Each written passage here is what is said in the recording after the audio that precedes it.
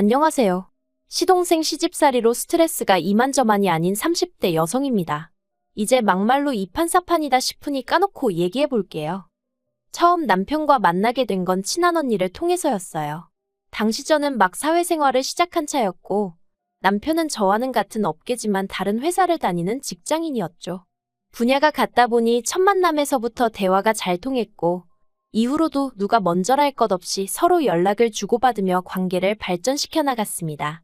하지만 처음부터 결혼을 전제로 한 만남은 아니었기에 2, 3년 동안은 딱히 결혼에 대해서 이야기를 나눠본 적은 없었네요. 그렇다고 언젠간 헤어질 건데 생각하며 만났던 것도 아니긴 하지만요.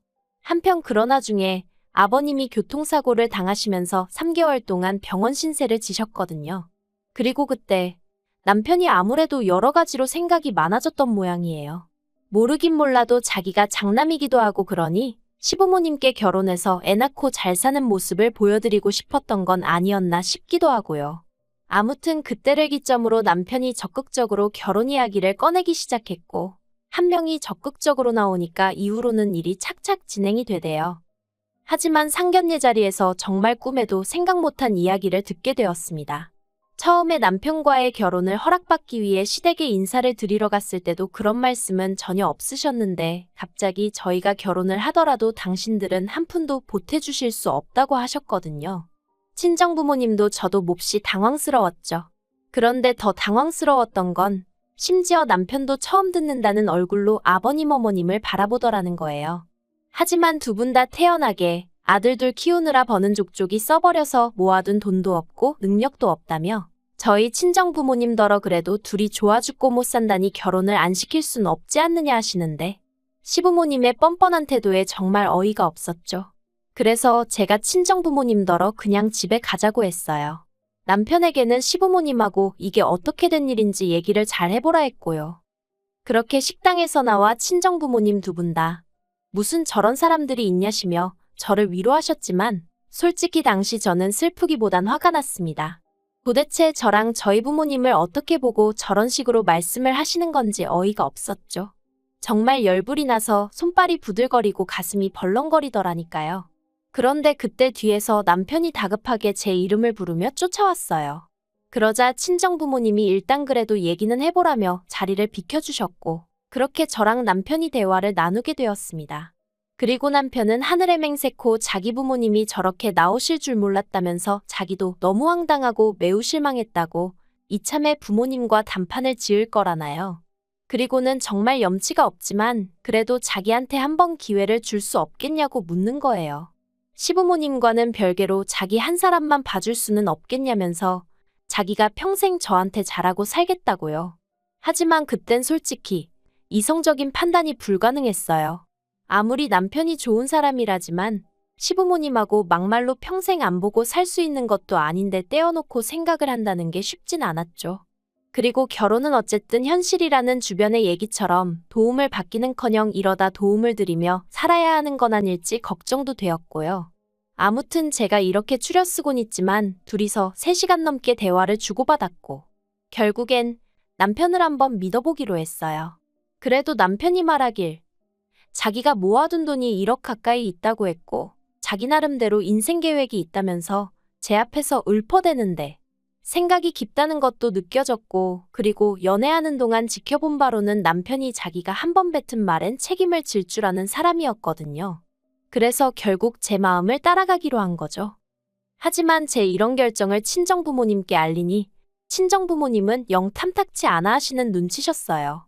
남편과 이야기를 해보라는 건 잘 달래서 정리를 하라는 뜻이었다 하시며 곤혹스러워 하셨지요. 그리고 어려서부터 제가 내린 결정은 웬만하면 존중하고 믿어주시던 분들이셨지만 그때만큼은 저를 완곡히 말리시더라고요.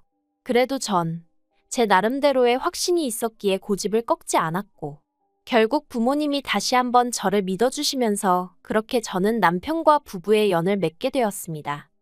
가진 게 없으니 배째라는 시부모님을 뒤로하고 친정부모님이 집을 해주셨고 남편이 모아둔 돈으로 결혼식을 치르고 혼수를 채웠어요.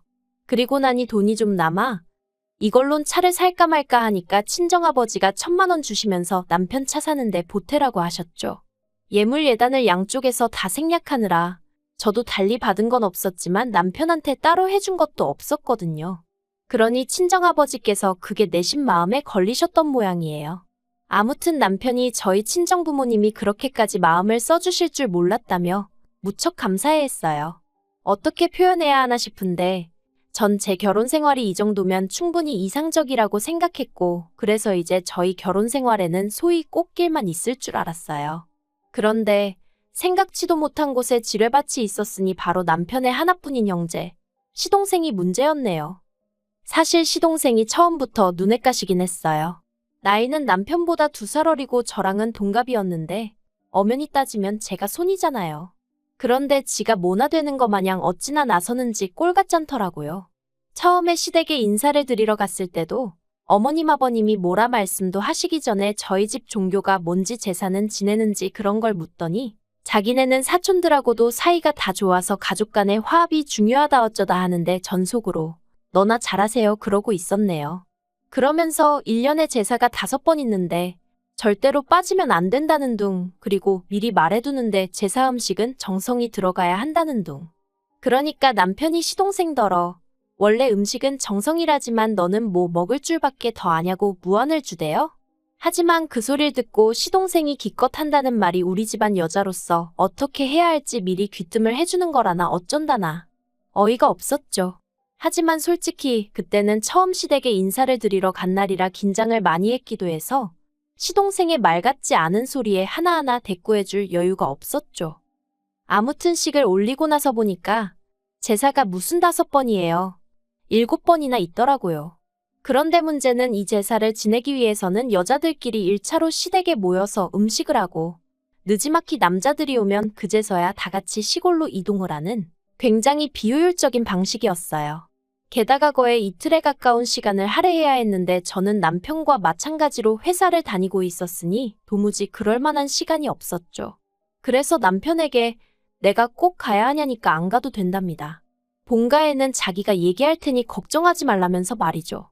그래서 명절의 제사에는 참석하지 않았어요. 대신 어머님 계좌로 제사가 있을 때마다 30만 원씩 보내드렸습니다. 충분했을지 어땠을진 모르지만 제 나름대로 죄송한 마음을 담아 보낸 거였죠. 그리고 다행히 어머님도 그에 대해서 별 말씀 없으셨고요. 하지만 황당하게도 시동생이 또 나서더라고요.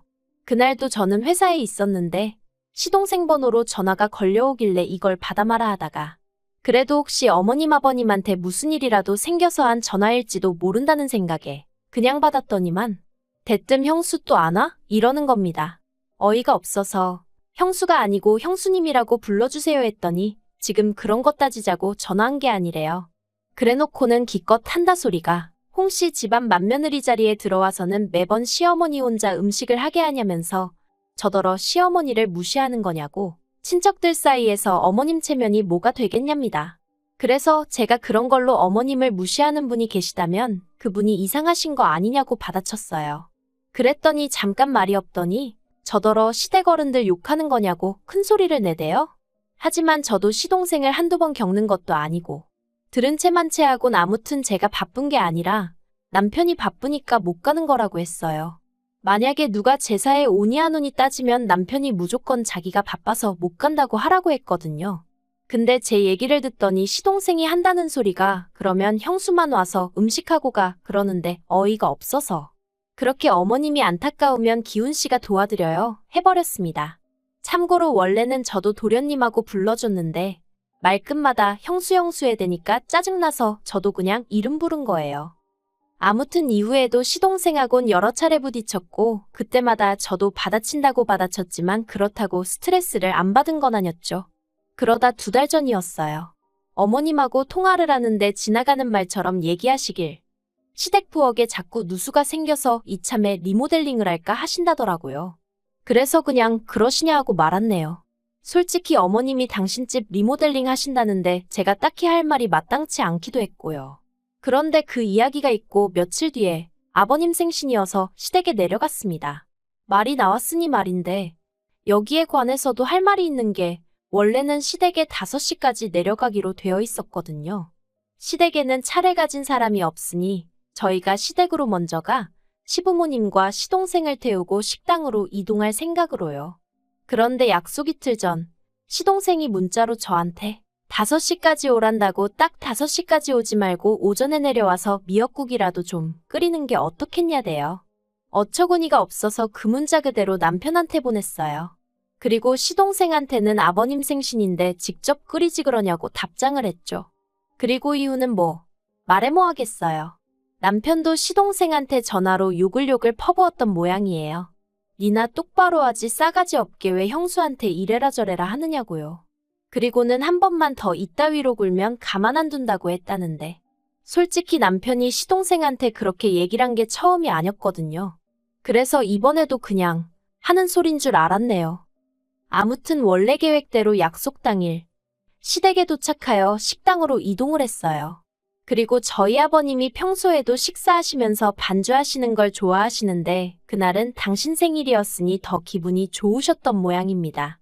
아들들한테도 계속해서 술을 권하셨거든요. 그런데 저희 남편은 운전을 해야 한다며 술을 입에 대지 않았고 그래서 남편 대신 제가 조금 마셨어요. 그리고 어느덧 분위기가 무르익을 때쯤 어머님이 다시 리모델링 얘기를 꺼내시는 겁니다. 원래는 부엌만 하려고 했는데 인테리어 사무실에 가보니까 어차피 부엌만 해도 집이 엉망이 되는 건 똑같다면서 이참에 싹 다 고치고 새집같이 해놓고 살면 얼마나 좋겠냐 하더래요. 그래서 어머님도 따져보고 생각도 해보니까 또 이렇게 마음먹었을 때 하는 거지 싶으시더라며. 그러니까 결론은 집 내부를 전부 수리하셔야겠다고요. 그런데 저는 솔직히 그게 꼭 필요한가 싶었어요. 제가 알기로는 지은 지 8년인가 밖에 안 된 아파트라서 다 때려부실 필요는 없을 것 같았거든요. 하지만 말씀하시는 내내 어머님 표정이 상기되어 있었고 다른 사람들도 가만히 있는데 제가 따지고 들기가 좀 그렇잖아요. 그래서 그냥 잘 결정하셨다고만 했네요. 그런데 갑자기 어머님만 색이 확 어두워지면서 문제는 돈이랍니다. 인테리어 업자가 3천만 원을 부르더라는 거예요. 솔직히 저도 리모델링 그게 돈이 한두 푼 드는 게 아닐 텐데 하는 생각을 아닌 게 아니라 했었거든요. 하지만 통화하실 때 돈이 있고 없고 그런 말씀은 안 하셨으니 저도 크게 신경 쓰진 않았죠. 그런데 알고 보니 돈도 없으신 상황에서 계획만 세워두신 거였더라고요. 그리고 그때 시동생이 저희 부부더러 얼마나 보탤 거냐고 묻는 거예요. 무슨 귀신 씨나라 까먹는 소린가 싶어서 제가 시동생을 쳐다봤어요. 남편도 대번에 돈이 어딨냐며 정색을 했고요. 그러니까 이번엔 아버님이 너네가 결혼한 지가 얼만데 아직도 돈을 못 모았냐면서 살림을 어떻게 하는 거냐고 언성을 높이시는 거예요. 주변에 사람들도 많은데 민망하고 억울하고 짜증도 나고. 하지만 아버님은 계속해서 어떻게 돈을 하나도 못 모았냐며 그러지 말고 반만 보태라시는데 반이라고 해도 1,500이잖아요. 황당하다 못해 어이가 없어서 웃기더라니까요. 그래서 없다고 했어요. 남편도 저도 둘 다 그렇게 큰 돈은 없다고요. 그리고 그날 결국 분위기가 엉망이 돼서 집에 왔어요. 시댁으로 돌아가는 차 안에서 시동생이 뚫린 입이라고 자식이 돼서 그러는 거 아니라는 둥, 형이 변했다는 둥 헛소리를 찍찍해대니까 남편이 시동생더러 조용히 하라고 한마디 하대요. 그런데 황당하게도 어머님께서 당신은 아들 키워서 남 좋은 일 시켰다는 이해 못할 말씀을 하시는 거예요. 그래도 뭐 결과적으로 못 해드린다고 했고 시부모님도 현실을 받아들이셨을 거라 믿었습니다. 그런데 이달 초 어머님이 결국엔 리모델링을 하기로 했다면서 소식을 전해오셨어요. 그리고는 덧붙이시기를 그래도 한 3주는 걸릴 것 같으니 저희 방 2개를 치워놓으랍니다. 전 처음에 제 귀를 의심했어요.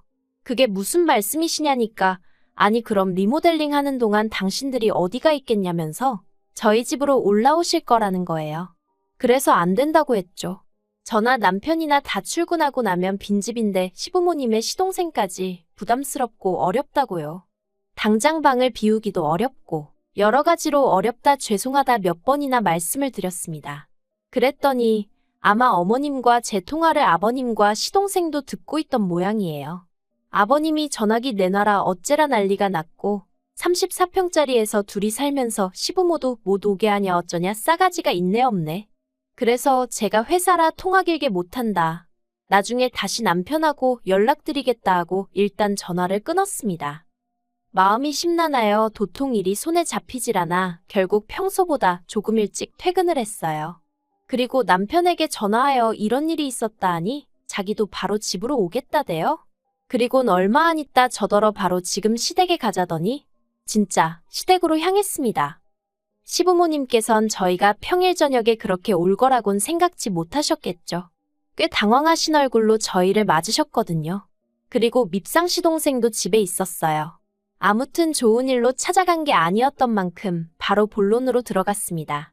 남편이 어머님 아버님 떨어 도대체 무슨 얘기냐고, 리모델링은 뭐고 우리 집엔 왜 오신다는 거냐 하니까 그러면 집안을 다 뒤집어 엎는다는데 여기서 우리 셋이 어떻게 지내냐며 어머님 아버님 시동생 할 것 없이 다들 난리더라고요. 그러자 남편도 그러니까 대책도 없이 일단 리모델링부터 하겠다 하고 통보를 해오면 어떡하냐면서 화를 내대요. 그런데 그때 시동생이 한다는 말이 남편더러 너무한다면서 부모님을 무시해도 정도가 있는 거 아니냐고. 형수가 얼마나 무섭길래 그러냐며 막말로 형수가 시부모님 못 오시게 하고 그러면 형수를 두들겨 패서라도 정신머리를 고쳐놔야지. 어떻게 형수한테 휘둘리고 살 수가 있냐면서 남편더러 실망이다 그러는데 제가 방금 뭘 들은 건가 싶더라니까요. 그래서 제가 지금 진심으로 하는 얘기냐니까 시동생이 제가 지 마누라였음 벌써 뒤지게 맞았답니다. 그런데 그 순간 저보다 남편이 먼저 주먹을 날려 시동생 얼굴을 정통으로 갈겼어요. 보자 하니까 못하는 말이 없다면서. 남편한테 한 대 맞고 나가떨어진 시동생은 쌍코피가 났고 어머님 아버님은 형이 돼서는 동생을 이렇게 패냐고 고함을 치셨습니다. 그리고는 어머님은 대뜸 해준 거 없다고 시부모 괄시하는 거 알면서도 당신이 아무 말 안 했지만 저 때문에 형제간이 이렇게 된 건 못 참는다며 저더러 남편하고 이혼하랍니다. 그러자 이번에도 남편이 저보다 한 발 빨리 어머님께 그런 말씀 다신 하지 마시라고 지금 제가 누구 덕에 이렇게 해놓고 사는 줄 모르시냐고 악을 쓰더니 시동생을 가리키며 저 자식 때문에라도 당분간 여긴 안 오겠다고 딱 선을 긋더라고요. 그리고는 시동생더러 너는 사람 구실 좀 하고 살으라고 나이 처먹고 부모님한테 빌붙어 사는 버러지 같은 자식이라고 욕을 하더니 한 번만 더 내 와이프한테 말 그따위로 했다간 쌍코피가 아니라 아주 묵사발을 만들어주겠다고 하대요. 그리고는 뭐 뒤도 안 돌아보고 저더러 집에 가자 하대요. 솔직히 올라오는 차 안에서 좀 전에 있었던 일을 곱씹어보니 통쾌하기도 하고 동시에 씁쓸하기도 하고 그냥 제가 마음을 좀 넓게 쓴다 생각하고 올라와 계시라고 할 걸 그랬나 하는 쓸데없는 죄책감도 들고 기분이 좋기만 한 건 아니었네요. 하지만 지금은 그래도 며칠 지나서 그런지 마음이 안정이 됐어요. 매사 제 마음 같을 수도 없는 거고 그러니 시간에 맡겨두렵니다. 이러다 언젠가 좋아질 수도 있고 이렇게 영영 먼 가족처럼 살게 될지도 모르죠. 하지만 전 그냥 저랑 남편만 생각하면서 살아야겠어요. 적어도 남편이 그때 그 약속처럼 계속해서 제 곁에서 저를 든든히 지켜주기만 한다면 적어도 두렵고 겁나는 일은 없을 것 같으니까요.